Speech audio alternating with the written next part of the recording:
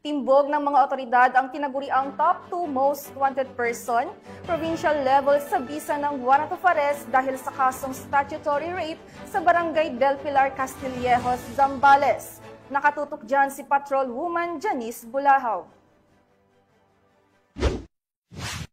Arestado ng mga otoridad ang isang lalaking kabilang sa top 2 most wanted person sa isinagawang operasyon sa Barangay Del Pilar, Castillejos, Zambales. Kinilala ni Police Major Abraham C. Atencio, Chief of Police ng Castillejos Municipal Police Station, ang suspect na si Renato Mayo E. Acostar, 63 taong gulang, may asawa, isang welder, at residente ng San Isidro, Subic, Zambales. Dakong 7:15 ng umaga nang isinagawa ang operasyon ng tracker team ng Castillejos MPS, katuwang ang mga tauhan ng Subic MPS, 2nd Provincial Mobile Force Company at PIU Zambales.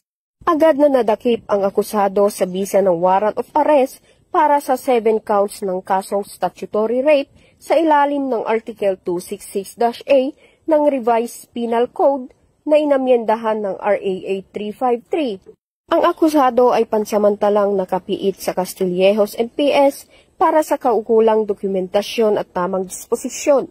Ang matagumpay na pag-aresto ay patunay ng mas pinatinding kampanya ng pambansang pulisya laban sa kriminalidad at sa patuloy na pagtiyak ng kapayapaan at seguridad sa rehiyon. Isang mahalagang hakbang tungo sa isang bagong Pilipinas na ligtas at makatarungan para sa lahat. Mula dito sa Gitnang Luzon, ako ang inyong PNN correspondent, Patrol Woman Janice Bulahaw, alagad ng batas, tagataguyod ng balitang pulis.